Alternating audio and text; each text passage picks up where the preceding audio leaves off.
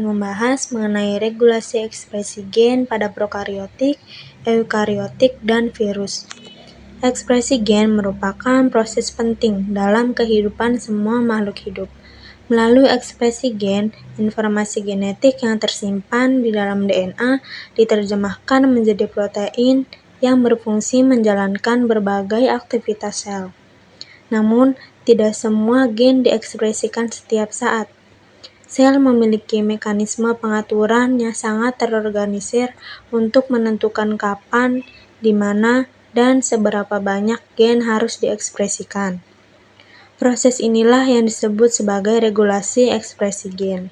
Regulasi ekspresi gen berbeda pada setiap kelompok organisme, terutama antara prokariotik, eukariotik, dan virus. Karena perbedaan struktur sel, kompleksitas genom, serta cara hidupnya. Pada video kali ini, kita akan membahas secara khusus bagaimana regulasi ekspresi gen terjadi pada ketiga kelompok tersebut. Yang pertama, regulasi ekspresi gen pada prokariotik. Organisme prokariotik seperti bakteri memiliki struktur sel yang sederhana dan tidak memiliki membran inti. DNA mereka berada langsung di sitoplasma, sehingga proses transkripsi dan translasi dapat terjadi secara bersamaan. Oleh karena itu, regulasi ekspresi gen pada prokariotik berlangsung secara cepat dan efisien, terutama sebagai respon terhadap perubahan lingkungan. Salah satu ciri utama regulasi gen pada prokariotik adalah keberadaan operon. Operon merupakan satu kesatuan gen yang terdiri atas beberapa gen struktural, satu promotor, dan satu operator yang dikendalikan secara bersama-sama. Melalui sistem ini, bakteri dapat menghemat energi dengan hanya mengekspresikan gen yang benar-benar dibutuhkan. Contoh yang paling banyak ialah operon LAC pada bakteri Escherichia coli. Operon ini mengatur gen-gen yang terlibat dalam metabolisme laktosa. Ketika laktosa tidak tersedia, gen-gen tersebut tidak diekspresikan. Namun, saat laktosa ada di lingkungan, operon LAC akan diaktifkan sehingga enzim-enzim yang diperlukan untuk memecah laktosa dapat diproduksi. Selain regulasi negatif seperti pada operon LAC, prokariotik juga memiliki regulasi positif, di mana protein aktivator membantu RNA polimerase untuk memulai transkripsi.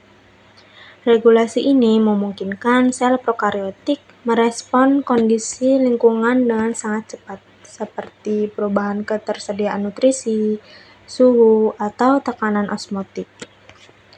Dengan sistem regulasi yang relatif sederhana namun efektif, prokariotik mampu bertahan hidup di berbagai kondisi yang ekstrim. Yang kedua, regulasi ekspresi gen pada eukariotik. Berbeda dengan prokariotik, organisme eukariotik memiliki struktur sel yang jauh lebih kompleks. DNA tersimpan di dalam inti sel dan terikat dengan protein histon yang membentuk kromatin. Akibatnya, regulasi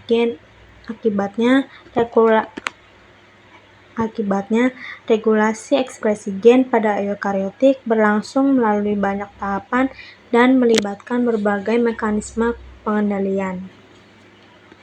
Regulasi ekspresi gen pada eukariotik dapat terjadi mulai dari tingkat epigenetik, yaitu perubahan struktur kromatin tanpa mengubah urutan DNA. Contohnya adalah metilasi DNA dan modifikasi histon.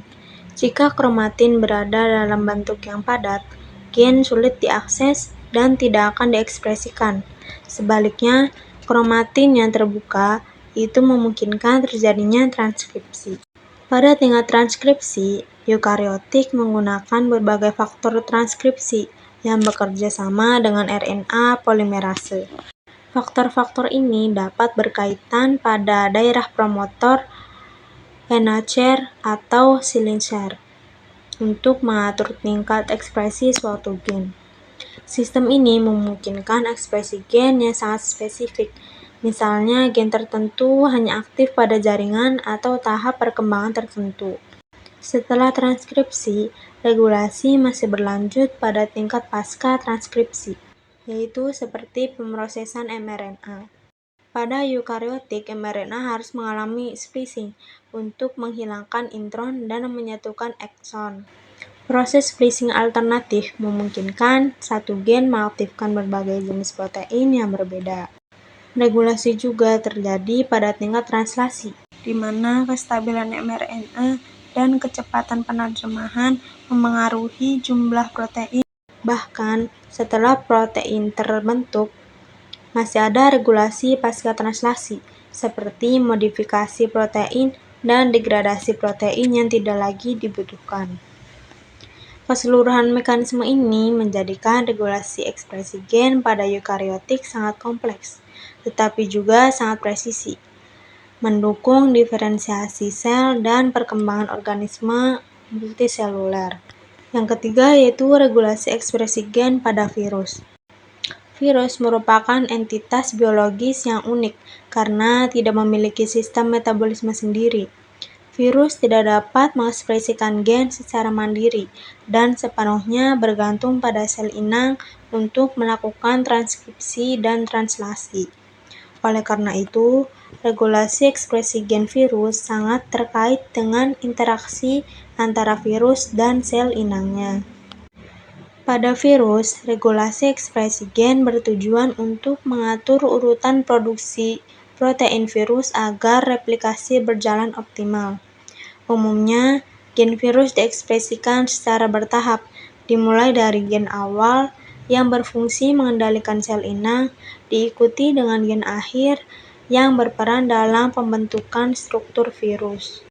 Sebagai contoh, pada virus DNA, gen awal biasanya mengkode protein yang menonaktifkan sistem pertahanan sel inang dan mempersiapkan lingkungan sel untuk replikasi virus.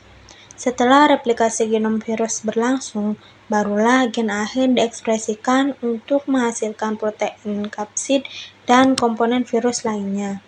Virus RNA memiliki mekanisme regulasi yang lebih beragam, tergantung pada jenis genomnya.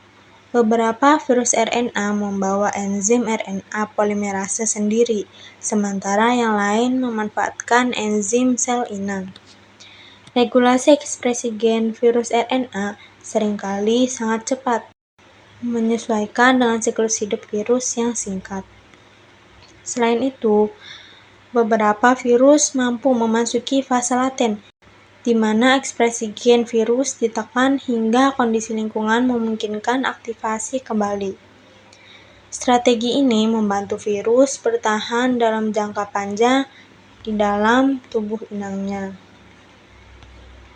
Dari pembahasan ini, dapat disimpulkan bahwa regulasi ekspresi gen merupakan proses vital yang memungkinkan organisme dan virus menyesuaikan diri dengan lingkungannya.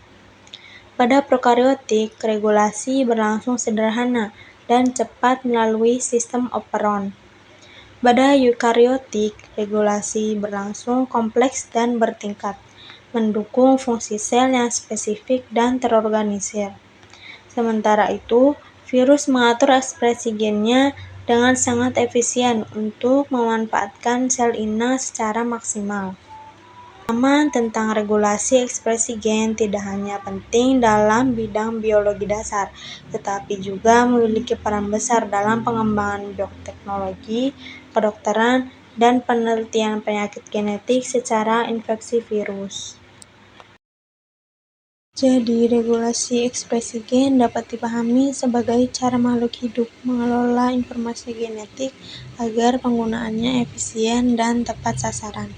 Meskipun semua organisme memiliki DNA atau materi genetik, tidak semua gen digunakan secara bersamaan. Perbedaan cara pengaturan inilah yang membedakan strategi hidup prokariotik, eukariotik, dan juga virus. Jadi, secara keseluruhan, regulasi ekspresi gen mencerminkan kemampuan setiap sistem biologis dalam mengoptimalkan fungsi genetiknya. Perbedaan mekanisme regulasi pada prokariotik, eukariotik, dan virus menunjukkan bahwa kompleksitas pengaturan genetik sejalan dengan kompleksitas struktur dan kebutuhan hidup masing-masing organisme.